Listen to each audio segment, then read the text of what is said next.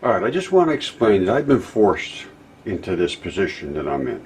I presented mud fossils to Yale University several years ago, and they rejected them, and I could understand that, and they said that I would need CAT scans and DNA and all these kind of things, and that I should have things done that way, and I did.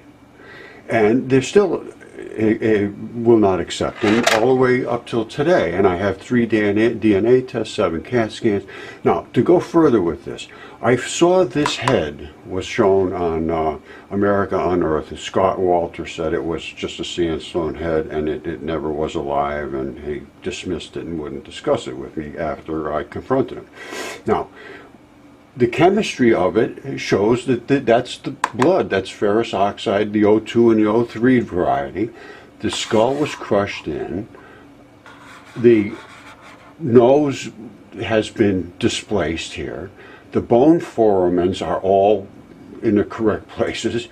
The irises of the eyes have eroded.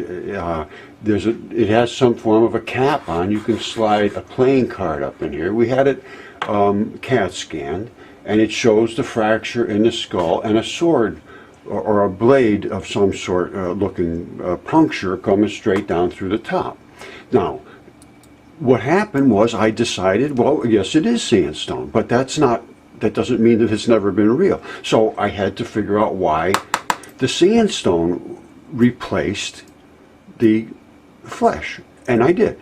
So I have that chemistry done as well. It's because the silicon dioxide, silicon in your skin is 50 times heavier than anywhere else in your body. And what happens is it mixes with the oxygen, silicon dioxide, which is feldspars, and that is sand. And the sand erodes away in a lot of cases, and you end up with mudstone underneath, which is the fleshy parts. And then you go in deeper than that, and you have limestones, which is the porphyritic type of limestone, which has all of these fibers in it. And I found all this stuff, and the chemistry's been done. DNA tests have been done, 7 CAT scans, 3 DNA tests. There's no question about it. So I've been forced into the position I'm in, and I've been rejected arrogantly and by all of these universities, Yale, Harvard, University of Texas, Johns Hopkins. I go on. I contact literally every single university, and virtually no responses at all, except the ones that responded were very arrogant and tried to put me in my place. Well, I have DNA evidence, and I have unimpeachable specimens that have undergone all this scientific scrutiny. And I'll show you what I did in a second. If you ever needed more proof than this is a lung sent sent to me by a guy named Gary Evans, and he just found it and wanted me to identify it for him. It's obviously a lung, and I have all of the lung anatomy to show that. And this is where the airway comes in, and then it breaks off. This is the deoxygenated blood that is trying to get some new oxygen. As it gets oxygen, it turns red. There's no question the outside is coated with the pleura, and I have hundreds of lungs. And this one here is literally bleeding blood, so there's no question what it is, and that could be DNA tested. Absolutely no question. This stuff doesn't go bad. Everybody thinks it goes bad. It doesn't go bad like they think. So it's just, we have to change the mindset of the people that are taking the money from the students and ignoring the fact. And if educators aren't intelligent enough to see what I just showed you in that mud fossil lung, is this particular articulation of a normal lung, and this happens to be a human one, and that could be as well, I have no clue, but it is absolutely no question this. And if they think that avoiding this and ignoring this and saying, oh, that could be anything, all I can say is you're breaching your fiduciary duty, and your fiduciary duty is to the students, not to yourself, not to make yourself look like experts and you can't be wrong. Well, that's not going to fly anymore, because the students are the ones that are being hurt. All right, this is from a CAT scan, and we had 7 CAT scans done. They were done by Jesse Grant and Associates, wonderful people. I'm going to show you their credentials in a minute. But that the actual nail bed is here, and it's very apparent when you, and this actually is what was sent to them to do the scanning, and you can see the darkness of the bone black that's in here, and in the CAT scan everything's very apparent, and there's the investment of the tendons on the side, these angular pieces. On the end is where the apical tuft is seen, and this is a completely eroded apical tuft. Any good anatomist can tell you, and I've had this done. Gil Headley, who is a world famous autopsy trainer, goes around the world and trains on doing autopsies, checked out all my information. He agrees 100% with what I'm saying. Now, this finger, well, you saw it's pretty big, and we figure it's about for a 50-foot person, and that we have much bigger than that. Let me show you some other shots here. Now, this is the hand that we found that has that the fingers came from. There's a knuckle and there's a bunch of fingers that we found, and then this is the exact same articulation you have on your hand. Look at your own hand, lay it out like this in front of you. This is a left hand. The thumb goes this way, and we found the thumb, we found a finger off of here and a knuckle. This is just the palm, and this here runs up to here. This is a huge hand, it's 36 inches wide. Now, if you lay your hand back like that, you'll see a lift. There's like a lift in your hand there. That's the same thing here. If you follow the padding of your hand around here, that's this. It almost looks like frosting.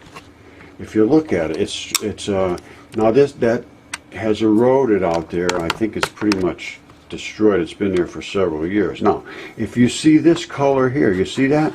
That's a silver color. When you see that, that's from the silicon that's in your skin.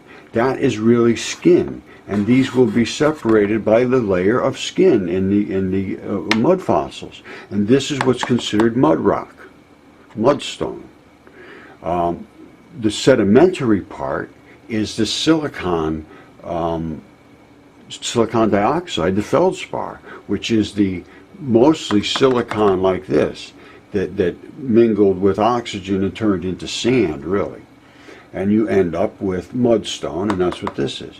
But it's been out there for years, and nobody's been interested, so it's pretty much deteriorated now. But I have the pieces, I have the knuckles and the fingers and so forth. But most of this is still out there.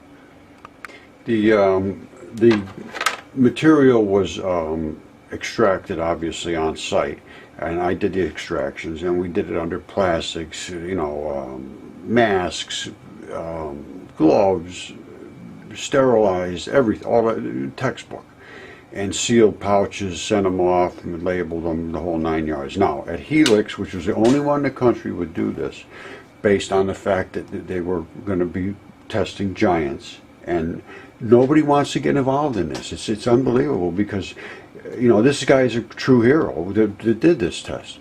Now, and he did a fabulous job. Used all the latest extraction techniques and amplifications and so forth, and the DNA was dense. There was 100 base pairs, 2 separate regions they tested for, which was from this test, and they came out with all human, and all the negative controls were negative, and it came out with 100% human DNA. These are all the different the primers they used. And then it was sent to Eaton Biolabs, but it's all human DNA. And then Eaton Biolabs down here did the sequencing from the extracted DNA, and then they matched it to the database, and it's all human. So that's the story. That's what it is, and it needs to be looked at. If anybody in the expert field or anywhere, or the scholarly or intellectual archaeological world came up with this evidence, it would be jumped on. But it's like I'm not able to deliver it because I'm not in the club. Just not right. Literally the best people in the world did the CAT scans. Jesse Garant and Associates. There's not words that could express how wonderful these people were, and how dedicated to science they are. And this just gives you an idea of their abilities. And they are deep, deep, deep on the cutting edge. And the CAT scans, they did 7 of them for us. They were 3D, color, all kinds of stuff. And they were in rock. Now, you don't go to your local CAT scan place and get rock scanned. This is very, very, very specific. And we had other ones done at Universities. Texas was really a waste of time. These people here are the ones you want to discuss things with. And they discuss things, and they don't just assume anything. Very, very, very nice people.